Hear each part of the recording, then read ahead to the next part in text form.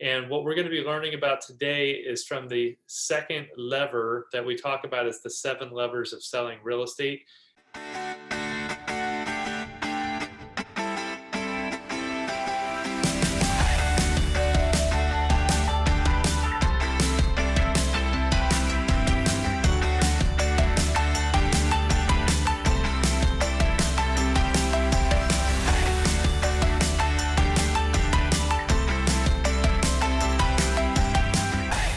And this comes straight out of the real estate book that I wrote, The 7 Levers for Success in Selling Real Estate. That is a long title, and I couldn't figure out a way to shorten it any better, and it's still to show up on all the algorithms on the Amazon systems and everything else. So what we're going to do is we're going to review very briefly the first two chapters, weeks that we did, and then we're going to jump right into today.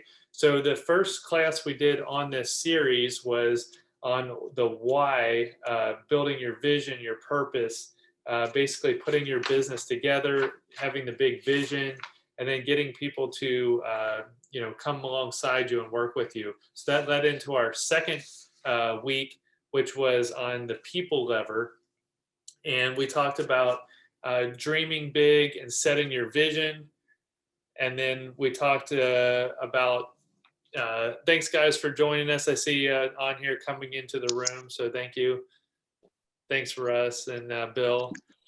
So this week we're reviewing, first of all, the first two subjects that we did. The first one was on kind of setting the big vision goals. Why do we want leverage in the first place? The second one was on how do we build leverage with people. And we spent a lot of time on that last week. And we basically said that if you don't have a big vision or a big dream, or people don't get on board with your goals, you're never going to attract quality talent. And one thing that I've done over the last 17 years is realize that if I'm going to achieve this huge vision and dream that I've got, I cannot do it on my own, guys. There's no way. There's no way in heck. I don't know any individual agent that's ever sold 1,500 homes by themselves. It's just, I don't know if it's impossible, but I'd say it's very unlikely. So in 17 years, that's almost 100 homes a year.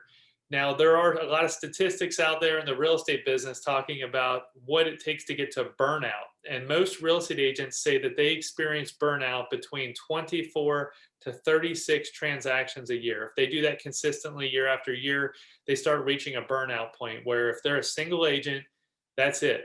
So if you wanted to sell 1,500 homes and you're doing it 30 homes at a time, what's the math there? Somebody put it in the chat. What's 1,500 homes divided by 30 homes a year? How many years would it take you to sell those homes?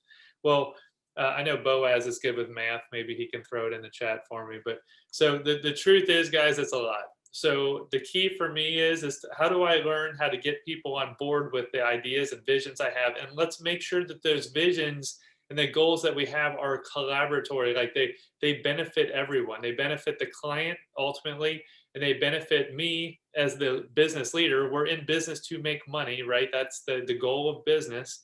And then we also want to benefit our employees, co-workers, contractors, and other business partners that have agreed to come along. So Boaz says that's 50 years.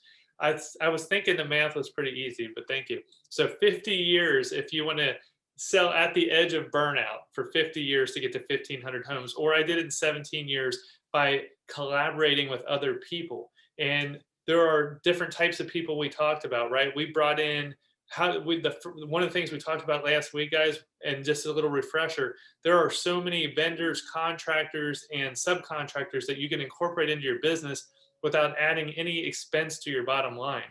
And then you want to start adding in paid people like administrative professionals, marketing people, people to build your websites, people to be buyer's agents and listing agents for you, and then transaction coordinators. So we kind of talked about all that. And eventually, which we didn't talk about last week, is you can get to the point where you can either sell your business to someone else because it's actually a business. You have staff and people and systems, which we're going to talk about today. And then you also have a database, right? So all these things are super, super important to build a foundation of all these things are super important to build the foundation for what we're going to talk about today. So we reviewed the vision, goals, and strategies, the who that you need to get on board, and then how to get those people. Last week we talked about that.